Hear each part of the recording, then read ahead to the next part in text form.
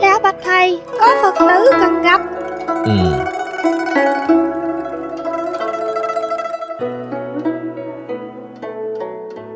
A Di Đà Phật. Dạ con chào thầy. A Di Đà Phật. Con ngồi đi.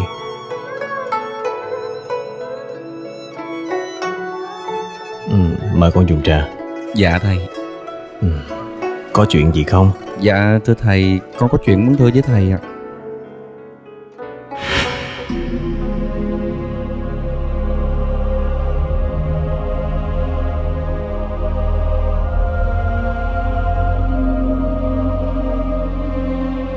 Con và người yêu của con đã quen nhau hơn được 4 năm. Con thì một lòng một dạ yêu thương cô ấy, và cô ấy cũng rất thương con. Nhưng con không hiểu tại sao cô ấy lại phản bội con. Cô ấy đem lòng yêu thương một người đàn ông khác để lấy làm chồng. Con đau khổ lắm thầy à. Con không biết phải làm gì nữa.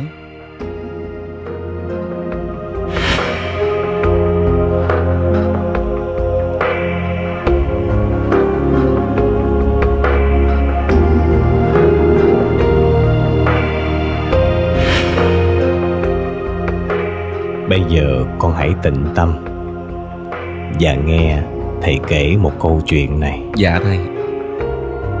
Chuyện kể rằng có một cô gái đẹp khỏa thân nằm chết bên đường.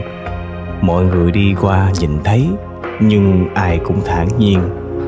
Cũng có kẻ tò mò dừng lại nhìn đôi chút, rồi cũng mặc tình để xác cô gái nằm đó.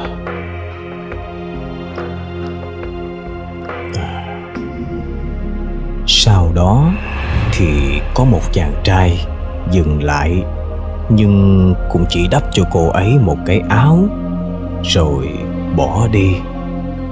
Thật ra con chính là người đắp áo cho cô ấy. Đó là chữ duyên. Còn người chồng của cô ấy hiện nay chính là người đi chôn cô ấy. Đó là chữ nợ.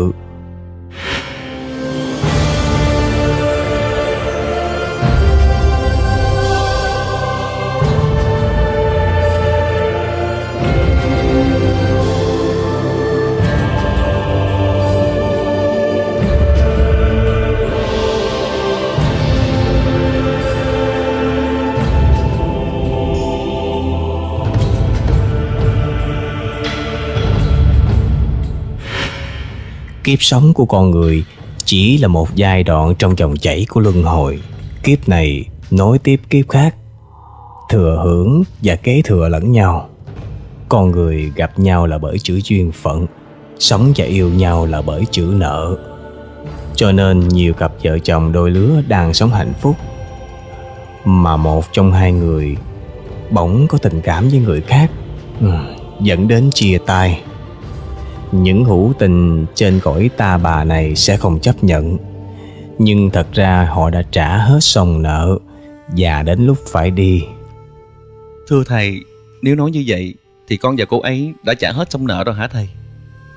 Chuyện tình cảm không thể nói hết được.